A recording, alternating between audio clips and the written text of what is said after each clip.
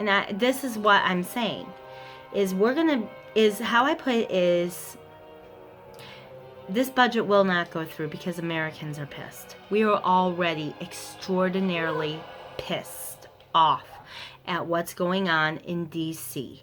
We are pissed. We are tired. We are mad. I honestly believe that we should have a disability march in D.C. where every person with a disability, whether it's autism, Down syndrome, a cognitive impairment, a physical impairment, that we all go to DC and make ourselves seen and heard and not be quiet anymore.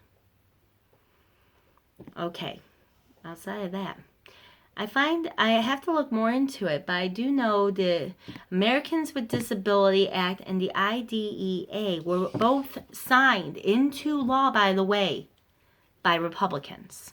Again, notice a trend here that Republicans are not what we're seeing today. There are a lot of good Republicans out there. But what we're seeing in the federal government ain't them. Okay, let's just say that. If you're cheering for people for over 24 million people to lose their health coverage and having a beer toasting to that, I think you have a problem, Paul Ryan. Seriously. All right. So, what this means for a lot of people. What this means for a lot of people. What's going on? Is it dying? Yeah. Then charge it. What this means for a lot of people is, what am I going to do? My child needs physical therapy. My child needs speech pathology. My child needs... What am I going to... Calm down. First, find out who your state representative is. Who is your congressman? Who is your senator? You start calling. You start emailing. You raise hell. Oh, you raise hell. People may say, your vote means nothing. They're not going to listen to you, and chances are they might not. Chances are, though, they may have some common sense to realize gerrymandering is going to be done. Gerrymandering is done. America's pissed, and we're tired. So what do? Gerrymandering is almost done. And a lot of these senators and congressmen know their constituents are pissed off. And their constituents are us. We are the people who vote them in. We, the people of the United States. Now, you hear a lot of people say, well, we're constitutionalists. It's normally for one subject, their guns. Which, by the way, I am for the Second Amendment, but I don't own a gun. I think we all know the reason why. But life, liberty, and the pursuit of happiness. The pursuit of happiness. That's for everybody. That is not just for a select few. My form of happiness would be knowing my kids can live a full life. And I'm sure that's yours. So, what do? You make your voice heard. You sign petitions. You pay attention. Seriously, we live in the information age. And part of the information age is we're able to get information rather quickly. Hell, things are done live on C-SPAN. I follow Elizabeth Warren on Facebook and Bernie Sanders. I troll Betsy DeVos on Twitter. I have addiction with trolling her. I often will say, what are you going to do about the disability community, or are you going to ignore us?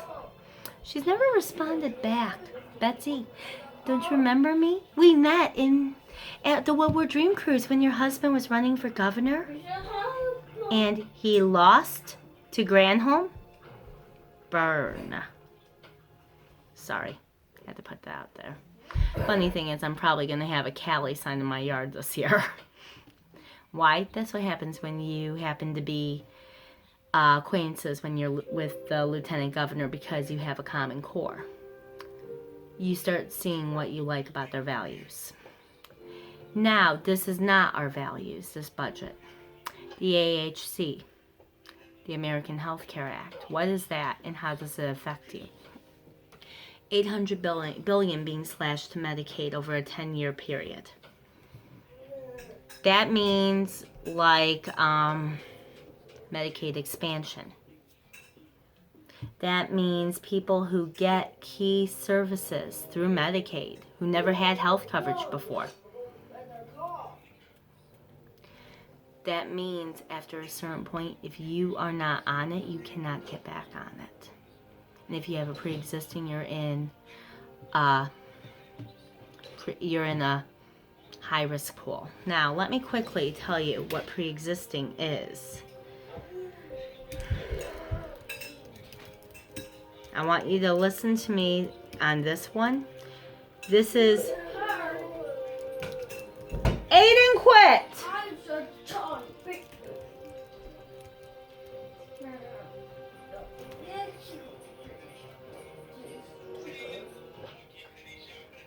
Okay. Give me a moment. Okay. With the American Health Care Act, what the pre-existings are is they do is if you have a pre-existing condition, you're going to be paying more for health coverage. Plain and simple. They can't exclude you. They can't deny you. That's what they keep saying is we can't deny you, but they can rack up your rates so high that you deny yourself the need. That's what it is. And what that means is, but we will offer high-risk pools. High-risk pools. We've done that. It didn't work out. Now, a lot of people do not hear. Here it is. Everybody will get a pre-existing. At the end of the day, we all have a pre-existing condition. At the end of the day, it's just part of life. We're all human. We are bone. We are muscle. We are blood, plasma, and organs wrapped in a fleshy skin, in a fleshy bag. That's what a human is. I know there's more to that, but it was a pretty much a way of saying that is what we are.